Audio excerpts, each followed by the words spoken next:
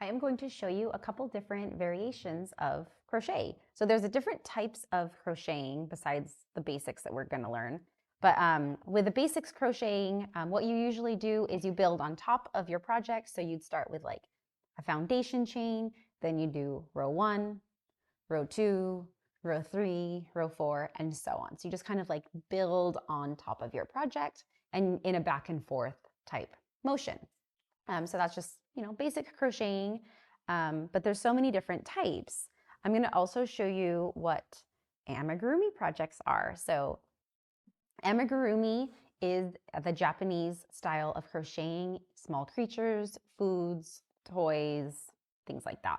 So with amigurumi, a lot of people automatically think that amigurumi is like tiny little things. And they can be, they totally can be, but they can also be really large things. You can use blanket yarn, you can use like worsted weight yarn, any type of yarn is fine, any hook size is fine to use. But with amigurumi, you start in the center of a project and you work in continuous rounds to create this project. It's really fun, they're very versatile. Like even the wings are amigurumi style. The nose is amigurumi style, where you start in the center and you just kind of like work your way out. It's super fun. It's one of my favorite ways to crochet. I think because I enjoy making creatures because they're adorable, but it's super fun. And you can just make like literally anything that you dream of. You can probably find a pattern for it. It's so much fun. So that is an amigurumi project. Okay, now I'm going to show you a mosaic crochet hat. So the mosaic is the pattern that I have created by alternating rows of color. So with this here, I'm going to read the little description of mosaic crochet for you if you've never heard of what it is. Mosaic crochet creates interesting color patterns by working different colors of yarn down into the previous rows to create a color pattern. This is often preferred over tapestry crochet because you only work one color per row and don't have to deal with the complications of switching colors mid-row.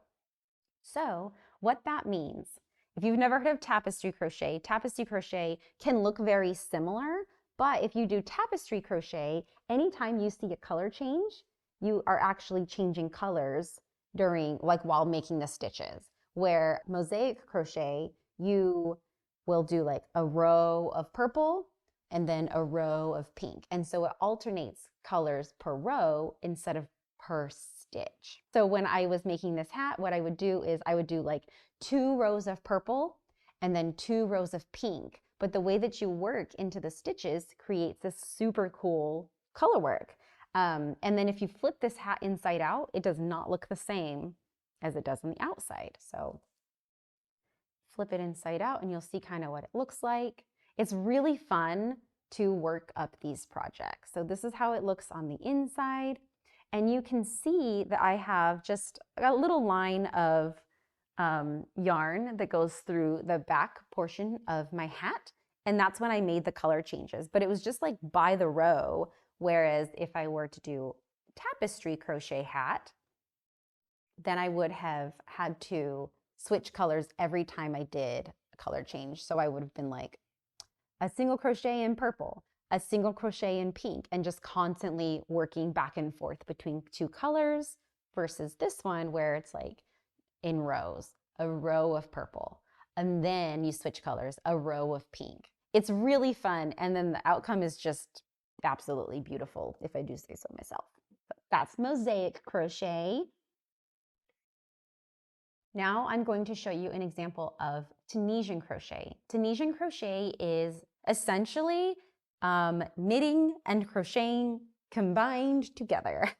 And the reason why is because you end up having to use a whole different style crochet hook. So you can't really make a Tunisian crochet project with a regular crochet hook. So I'm going to show you the difference between the hooks. This one right here is a regular hook that we use for most every project except for Tunisian crochet.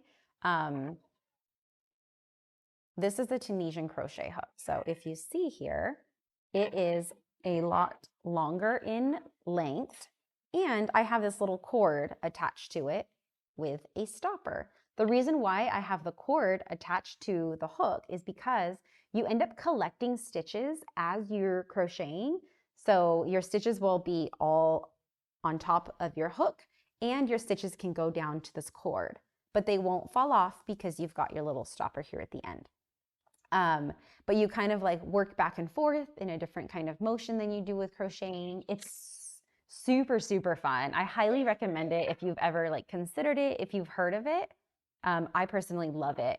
And it ends up giving this really cool, almost, it's almost like a woven pattern. So if you look closely, you can see that like the colors are worked kind of under each other, and it just brings out this just like the coolest look. I absolutely love it. It's so much fun. And if you have crochet knowledge when you start Tunisian crocheting, I have a feeling you'll catch on quite quickly, because most people who I have taught who already know how to crochet or have some knitting knowledge, they pick it up really fast. It's very, very fun, and it just has the coolest texture. And you don't like, I mean, I made a shawl with this, but you can make all kinds of things like hats, dishcloths, shirts, sweaters, everything.